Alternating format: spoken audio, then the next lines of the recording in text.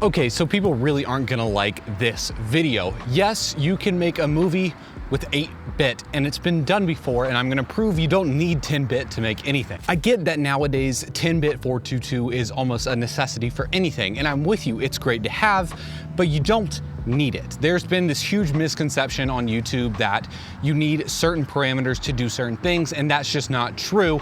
Everything is about breathing room. Certain features such as 10-bit, more chroma subsampling, and features like RAW are just preferences that almost every cinematographer would like to have, but it's not necessary. This right here is the Nikon Z6 original.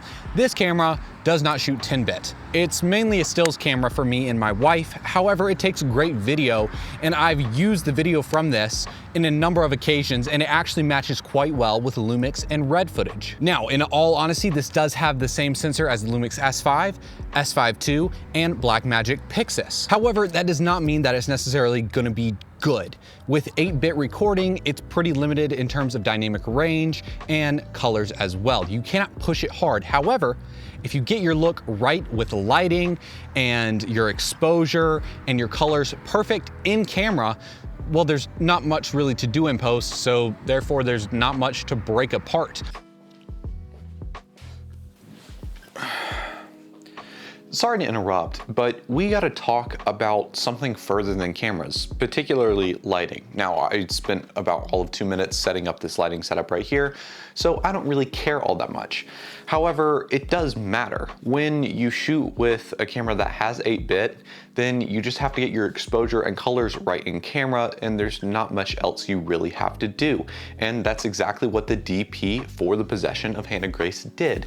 He got the exposure correct and the colors correct in camera. They basically worked really hard to make sure that everything on set and on the director's monitor and in the DP's viewfinder looked exactly how they wanted it to in post without much correction. The goal was to basically do minimal adjustments in post in order to keep the integrity of the image upheld. Now, I do want to make it very clear, even though I'm kind of illustrating in this test that you can shoot something decent with an 8-bit camera, this camera is limited heavily by dynamic range. It does not even have a log profile internally. It does externally, but we're not talking about this camera, and that's why they chose the Sony a7S II to shoot the movie, because it did have S-Log, which honestly, that combination of S-Log and 8-bit, horrible for colors, but they needed the dynamic range, and so that's why they went with Sony and not Nikon at the time. It's also worth noting while you're watching this test, I'm not extensively setting up lights. I don't have a crew. Also, I'm shooting on an older Sigma 24-70 zoom lens.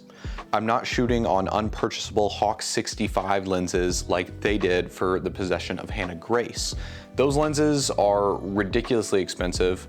They probably paid, I think the rental rate is around $3,000 a day.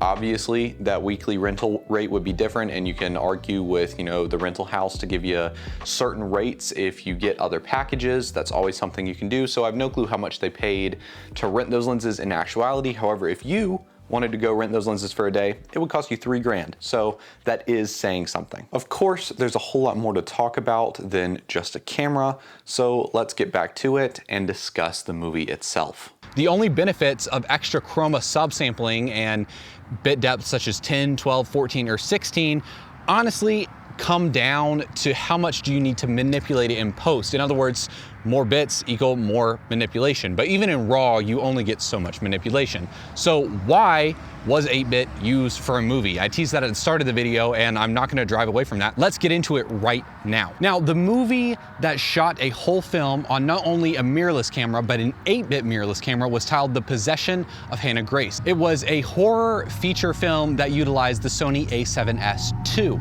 Now, it was shot back in 2018 and 2019, so they really didn't have a whole lot of mirrorless technology to pull from, to be honest. However, the reason they chose to use a mirrorless camera for a almost $8 million budget film was for lenses rather than the camera itself. They actually really didn't want to use a mirrorless camera. However, when you are, restricted on budget like they were, then you have to make certain choices with how you spend your camera budget that you're given, and they chose to use that budget on some vintage Hawk 65 lenses, which look beautiful. In other words, they chose to spend their money on glass and not a sensor, which was a wise choice because you can capture an image with any sensor. Any sensor will do the job. It might be restricted in how manipulatable it is in post. However, the glass is what really creates the image, so that was a very wise decision, and if you happen to be in the same spot yourself ever in your career, it's the way to go. But 8-bit's pushing it pretty far, so how did they do it? Well, it was pretty simple actually. They basically decided that we were gonna get our exposure perfectly. They were able to shoot in log, which helped exponentially, even though that technically reduces how much color you can manipulate in post even further than if you had shot in like a Rec 709 or Rec 2020 look. But that extra dynamic range was necessary, so that's what the cinematographers decided to do.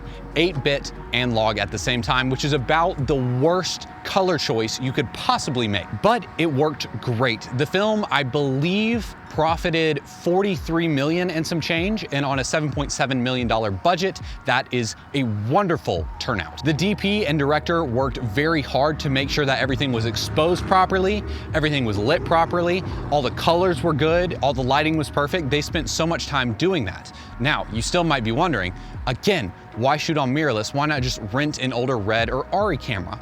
Well, they wanted to just straight out buy the A7S2 and a lot of them, so that way they could save time on set and therefore money by swapping out the camera system with a lens pre-attached instead of spending time adding a new lens, new follow focus, and re-rigging their entire system. So that way, if they're gonna go from a dolly shot to a Steadicam shot on a different lens, they can just have the Steadicam, the camera, and the lens prepped, calibrated, and all set between shots. So you finish your dolly shot and you go, okay, bring the Steadicam in, boom, load the Steadicam up, go do the next shot, zero downtime. The actors stay moving, all your PAs stay moving, the grips and electrics stay moving, and more importantly, the camera team stays moving. So not only does the story profit from this because the actors don't have to go sit in actor holding and wait for everything to be changed out, everybody stays in that mindset of the story and they're not losing anything, which helps there, but obviously it helps save money as well, meaning no downtime on set.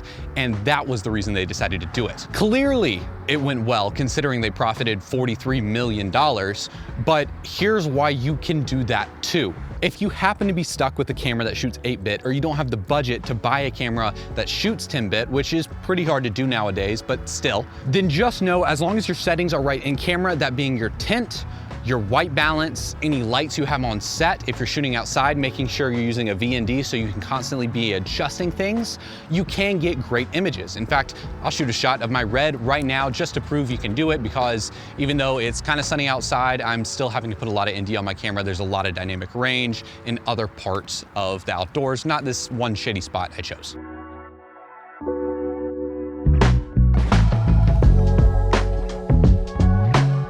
Sorry if that was a little bit shaky. I am on an 85-1.8 and I really didn't want to change the settings at all. Just a quick shot for you. Now, obviously to everybody who's already upset and writing hate comments about, oh, you can't be using 10-bit, they're a movie and they did it. All they did was be very careful with their exposure and careful with their colors. There are plenty of articles you can read about that film that detail exactly what they did. So if they can do it on $7.7 million, by the way, it's not that expensive per shot, then you can do it too with your own camera and your own lights. You just have to spend more time setting up lights and less time worrying about your camera, which I think a lot of people on YouTube struggle with. Everybody is very camera and gear obsessed, and people tend to forget that color palettes on set, their lighting on set, and every other aspect of set design matters a whole lot more than this little piece of tech right here. Well, that's all I have for this video, and until next time.